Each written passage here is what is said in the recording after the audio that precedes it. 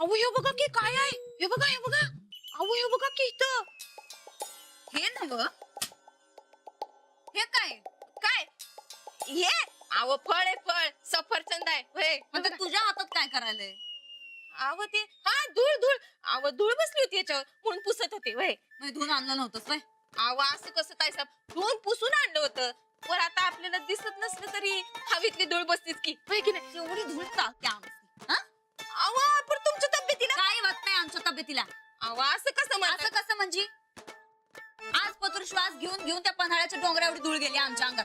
काय झालंय का? ठणठणीत आहे का नाही आम्ही? अहो तसं राहू द्या. गप बस जरा. पुसून आण तिकडं तिकडं. हा तिकडं जा. 4 हात लांब राहायचं बर का. हाताची घडी तोंडावर बोट.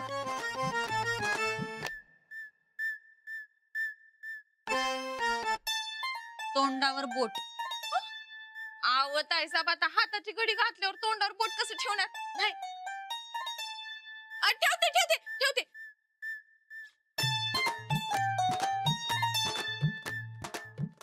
आमासनी शिकवत्या हवेतली धूळ.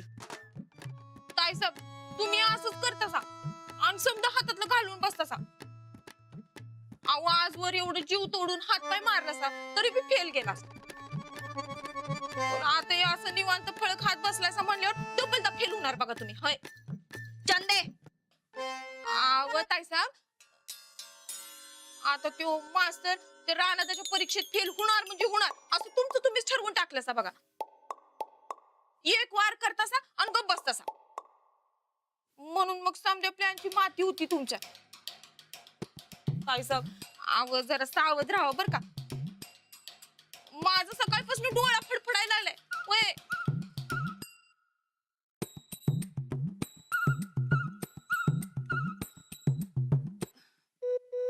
कसं आहे ना ताईसाहेब आता आपल्या मनासारखं व्हावं असं वाटत असेल तर समजा घडामोडींवर ध्यान द्यावं लागत्या. कुठं काय चुकतंय का ते बघावं लागत्या आणि चुकत असेल तर ते सुधरवायला लागत्या होय का नाही. पण मग आम्ही काय करायचं असं म्हणणं आहे तुझं? त्यो मास्तर राणा त्याच्या परीक्षेत पास झाला तर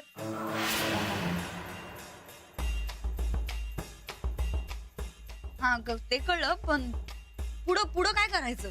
आता पुढं काय मला तिकडे तुम्ही शिक्षा देऊन उभे केलंय ना मी जाते.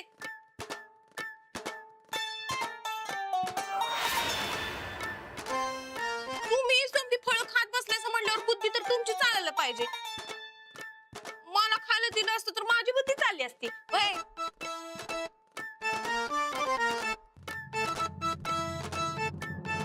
त्या राजवाड्याला जर आता निकालात काढायचं असेल रेणूचं घर गाठायलाच पाहिजे.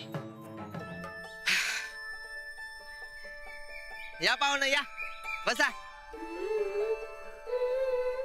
बसा. हे घ्या पाणी पिऊन घ्या डिहायड्रेशन व्हायला नको. थँक्यू. अंजली जरा कंडिशन बघ की ग याची. रानादा हे जरा जास्तच व्हायलंय बर का. अरे जयंतला नाहीये रे सवय या सगळ्याची. मग काय झालं परीक्षा मंदावर करावं लागणारच की. अहो एकच दिवस करायचा आहे आयुष्यभर नाही. अरे पण रेणू हे समजा तू यासाठीच व्हायला ना व. हे बघ त्या बापूनी मला विचारत मला सांगायला बरं की पोराची परीक्षा घेतल्या म्हणून. की पोरगा चांगला असं मी बिना परीक्षा घेता कसं सांगू.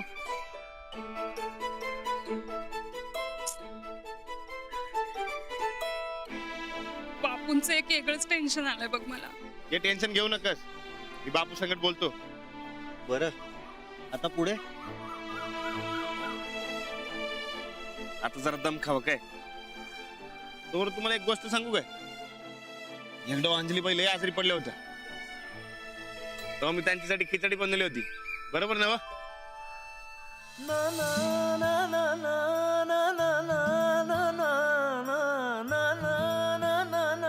ना बरोबर. तेव्हा तर मला उठताही येत नव्हतं आणि जेवण बनवणारं सुद्धा कोणीच नव्हतं ना. मी खरं सांगू, नवऱ्याला बायकोची आणि बायकोला नवऱ्याची सगळी कामं करता यायला हवी. कधी काय लागेल आणि कसली गरज पडेल काहीच सांगता येत नाही ना. पण खरंच त्यावेळेला तुम्ही खूप छान खिचडी बनवली होती. वय नव, आता तशी खिचडी जयंतराव बनवणार. खिचडी? होय.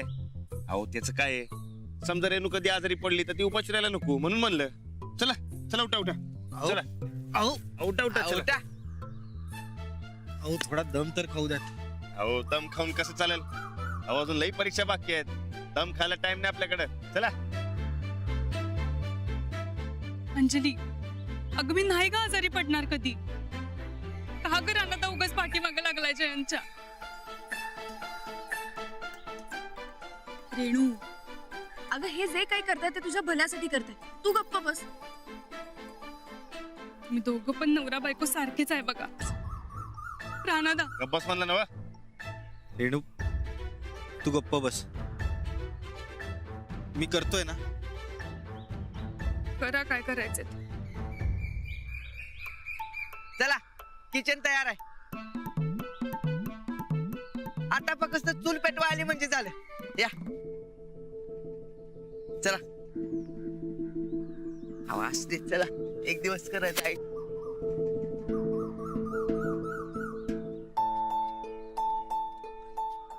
रेणू, अगं तू टेन्शन कशाला घेतेस? मी माझी जबाबदारी पार पाडली ना. म्हणजे बापू आणि काकीसने उत्तर द्यायचंय मला. अरे काय म्हणतोय म्या? लाव की फोन. कॉलेजला गेली ना व सपल्यावर येईल की परत. हे बघ, उद्यापासून त्याचं कॉलेज बंद, हे ध्यानात ठेव. उगा काय पण बोलू नका. मी बोलते नीट. म्हणजे म्या काय नीट बोलत नाही वय? दर टायमाला वाकड्यात का शिरता तुम्ही? वाकड्यात आणि सरळ मला बाकीचं काय माहित नाही. उद्यापासून कॉलेज बंद म्हणजे बंद, आणि लईच नाटक केलं तर उद्यापासून शाळा बी बंद.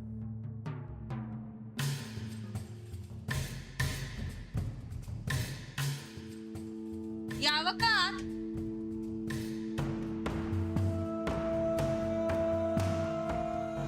निसा, नमस्कार. बसा की. चटे घे. चावी ठेव जा. नाही साहेब बसा. नाही नाही, माझ्या ताईसाहेब असं खाली जमिनीवर कधीच बसत नाहीत. हे घर आहे काय तुमचं? वय गरीबाच आहे आपलं. गॉड मानून घ्या. आम्ही कशाला गोड मानू? आम्हाला काय राहायला यायचंय भाई इथं. ते बी खरंच आहे म्हणा. तुम्ही बसा, मी चहा करते तुम्हाला. आव नाही नाही नाही, आम्ही काय चहा पाण्यासाठी आलोय काय इथं? इस्टेट पेटता पेटत नाही आमची. चहा पाण्याचं कसलं आलंय कौतिक. हा पण तुमची पोरगी रेणू ती मात्र खुळी होणार आहे बरं का आमच्या पाहुण्यांची श्रीमंती बघून. महाराणी होणार आहे तुमची पोरगी आता. आहेत कुठं महाराणी? ती कॉलेजला गेली. कॉलेजला. बघितलंस का चंदे आजकालच्या पोरी? वय. आई बापाला उल्लू बनवून गावभर गुण उधळत फिरत असतात. लगीन झाल्यावर असलं काय केलं तर आमचं पाहुणं तर आमचा गळाच धरतील की. बघा ताईसाहेब, विचार करा. अजून लगीन झालेलं नाही. म्हणजे काय म्हणणार आहे मला काय बी कळणं झालंय बघा वैरीसा. हे जर समजलं असतं तर आज इथे येण्याची वेळच आली नसती. आणि पोरगी कुठं आहे ते बी कळलं असतं. अहो खरंच कॉलेजला गेली ती. ढेकळाचं कॉलेज. कुणा संकट खोटं बोलताय बापू? तुमची पोरगी आणि तो मास्तर आमच्या शेतात गप्पा हाणत बसल्यात. लग्नाआधी जोडीनं फिरताना अख्ख्या गावानं बघितलंय त्यांना. आमच्या पाहुण्यांचं नाक कापायचा डाव नाही ना हो तुमचा? अहो नाही नाही, ते खरंच कॉलेजला गेल्या. आणि संकट राहणार बी हाय की. आहेत की नाही आहेत, आमचा राणा भाऊजी बी संकट आहेत. पण ते कॉलेजमध्ये नाही, शेतात आहेत. अहो बापू, कोण कुठला त्यो बाजार बुनगा, त्याच्या घराण्याचा काही बी पत्त्या नाही. आणि तुमच्या पोरीला त्याच्या संकट लगीन करायचंय व्हय? राणा भाऊजी तिकडे शेतात त्याची परीक्षा घ्यायलेत. अगं रेणूला चांगला नवरा मिळावा म्हणून ही समधी खटपट. मग आम्ही आणलेला काय रस्त्यावर पडलेला होता व्हय? अहो चांगलं तालेवार घराण्यातला पोरगा होता. पण नाही, तुमच्या पोरीला त्या शहरातला मास्तरच पसंत आहे वाटतं. नाही बहिणी साहेब, असं काय नाही. रेणूचं लगीन तुमच्या म्हणण्याप्रमाणेच होणार आहे. हे समजा इथं बोलून काय उपयोग? राणा भाऊजी त्या पोराला परीक्षेत पास करणार आणि तुमची पोरगी त्याचा हात धरून निघून जाणार. बाप जन्मात असं होणार नाही बहिणी साहेब. हे समजा इथं बोलू नका बापू. तुमचा जोर तिथं शेतात जाऊन दावा. अहो बापू, तुम्हाला तुमच्या आणि तुमच्या घराण्याच्या इज्जतीची काळजी असेल तर तिकडं जावा. समधी जण तिकडच जमल्यात बघा. बघितलंस, अरे कॉलेजला पाठवली तर काय कोण उधळ त्या पोरगी. आता पुण्यांदा तू मध्ये पडलीस तर खानवळीच करून तुझी. बापू, अहो समजा हितच बोलत बशील आणि तिकडं तुमच्या पोरीचं लगीन लागायचं.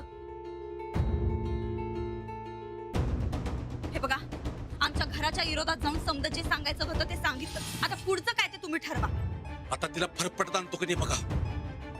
जावा जावा जावा. अहो अहो अहो अहो घरी आल्यावर काय ते विचारा की उगा रागाच्या भरात काय पण करून बसशीला. अहो, राग कसला आलाय त्यात? बरं ठीक आहे, यो तुमचा घरगुती मामला आहे म्हणा. तुम्ही बघून घ्या काय करायचं ते. पण काकी, तुम्ही अजिबात काय काळजी करू नका. हे समजा तुमच्या पोरीच्या भल्यासाठीच चाललंय का नाही? हा अनभय, आपण बायकांनी या समध्यामध्ये न पडल्यालाच बरं.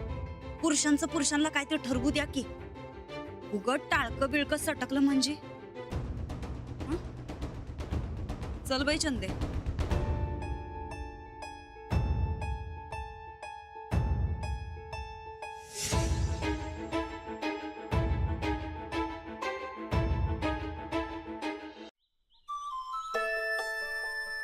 अहो, आता बास झालं. तुमचा जो काही निर्णय झाला असेल तो त्यांना सांगून टाका ना. उगाच छळत बसू नका त्यांना. अहो जवळजवळ समजा झाले, शेवटचं तेवढं राहिले. अहो, आता आत्ताच जेवलेत ते, परत त्यांना कामाला लावू नका. थोडंच राहिले. चला तुम्ही. वा, एक नंबर झालती बरं काय खिचडी. थँक्यू. खरंच लय भारी चव आहे तुमच्या हाताला. थँक्स. जवळजवळ तुम्ही समजा परीक्षा पास केल्यात, पण शेवटचं तेवढं राहिले. लय महत्वाचं आहे. या या इकडे उभा राहा. तर लगीन झाल्यावर तुम्ही कुठे राहणार? म्हणजे मुंबईला की कोल्हापूरला? ते काही फिक्स नाही. जे मी नोकरी करणारा माणूस, माझी बदली कुठेही होत असते. त्याच्यामुळे जिथे बदली होईल तिथे मला जावं लागणार. हा, पण मी रेणूचा विचार नक्कीच घेईन. वय जो काय निर्णय घ्यायचा तो दोघांनी मिळून घ्यायचा. बरं ते नव, तिच्या नोकरीचं काय? ती स्वतंत्र आहे तिचा निर्णय घ्यायला. तिने पैशासाठी काम करावं असं मला कधीच वाटणार नाही. बरं, हुंडा किती घेणार तुम्ही? हुंडा देणे आणि घेणे या दोन्ही गोष्टी कायद्याने गुन्हा आहेत. आणि याच्या पर्सनली मी विरोधात आहे. त्याच्यामुळे मला हुंडा वगैरे काही नको. मला फक्त तुमची मुलगी द्या, बस. वा, एक नंबर आहे बघा तुम्ही रेणूसाठी.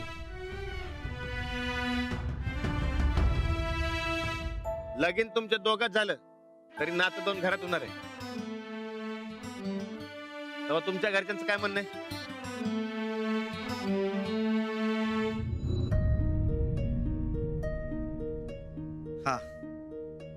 हा सगळ्यात महत्वाचा प्रश्न. मी अनाथ आहे. लहानपणापासून अनाथ आश्रमात वाढलो. माझ्या घरचं असं कुणी नाही. काम करून शिकलो.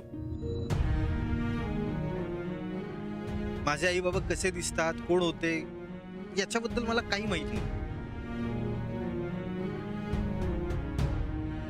सॉरी. सॉरी काय त्यात? मी अनाथ आश्रमात वाढल्यामुळे मला स्वतःची कामं स्वतः करण्याची सवय लागली. माणसांची आणि नात्याची किंमत कळली. जी नाती मला कधीच अनुभवता आली नाही, ती मला रेणूमुळे सापडली.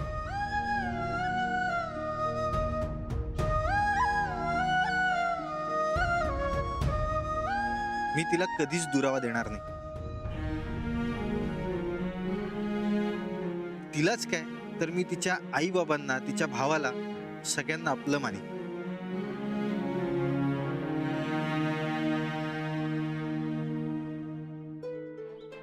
एक नंबर माणूस आहे बघा तुम्ही. रेणू, एक नंबर मेवना ओळखलास बघ तुम्हाला.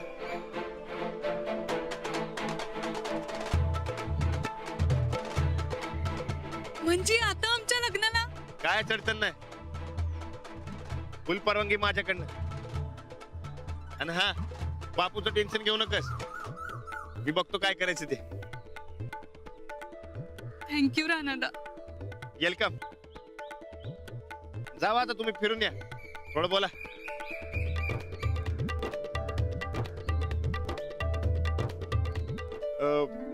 बरं ठीक आहे, बोलू नका. रेणू, जा जयंतराव बसले आपलं शेत दाखव. जा जा की. चला मी धावतो. हे हो माग मधी कशाला कडमडतोयस? त्यासनी सांगितलं ना व. हा. तुम्ही जावा.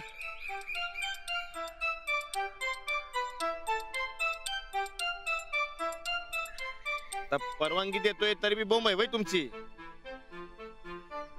ते कुस्ती तेवढं बाकी होतं ना व. वय वय हा. आता 2 डाव घेऊया की आता लगेच. हा चला. नाही नाही, हे काय चाललो आम्ही लगेच. बघा.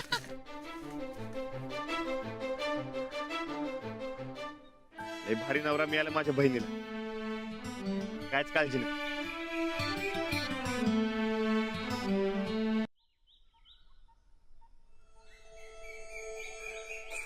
छान परीक्षा घेतली. बापू संकट बोलताना आपल्याला बी खात्री पाहिजे ना व. पटली ना मग खात्री? 100%. अहो एक नंबर माणूस आहे. माणसाची कदर आहे त्यासनी. अहो रेणू एकदम खुश राहणार बघा त्यांच्या संगत. आता काळजी करायचं कायच कारण नाही. काळजी आता रेणूच्या घरच्यांची. बापू हो म्हणतील ना? अहो एवढं सोन्यासारखं जावई मिळतो तर नाही कशाला म्हणतील. हो, माझा पूर्ण विश्वास आहे तुमच्यावर. तुम्ही अगदी व्यवस्थित हँडल कराल सगळं. आज मी खूप खुश आहे. झालं तर तुम्ही खुश तर मी बी खुश. पण हा, मी मुलीकडचा आणि तुम्ही मुलाकडचा काय. हो का? होय. बोला मग. ते मुलाच्या कानपीचा मान तेवढा मला पाहिजे काय. अजिबात नाही. मग रेणूच्या भावाचं काय? आम्ही दोघं मिळून नवरदेवाचे कान पिळू. नाही या, आम्हाला नाही पसंत. पसंत करून घ्यावं लागणार. असं कसं? आमची मुलाकडची बाजू आहे, आम्ही म्हणू तेच होणार. अहो ते मुलीची पडती बाजू जमाना गेला काय. आता आमची बाजू मोठी आहे. नाही नाही, आमची बाजू मोठी आहे. आमची बाजू मोठी म्हणताय ना. आमची बाजू मोठी. आमची बाजू मोठी. आमची बाजू मुलाकडची, त्यामुळे आमचीच मोठी. हे बघा, मी लग्नामध्ये डॉल्बी बी आणणार. ते डॉल्बी आणल्यानंतर अजून काही करा, मी जिलबीचंच जेवण ठेवणार बघा. जिलबी पाहिजे ना. हो. मग तर अजिबात ठेवणार नाही. गुलाबजामुन ठेवणार. नाही, आमची बाजू मोठी आणि मी म्हणेन तसंच होणार. नाही नाही, आमची बाजू मोठी. आम्ही सांगितलं ना. आम्ही सांगितलं, एकदा सांगितलं म्हणजे झालं.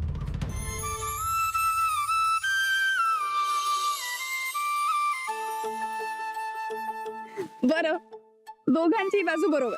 आता कसं एक नंबर बोललात बघा. मुलगी आणि मुलगा दोन्ही बी समान.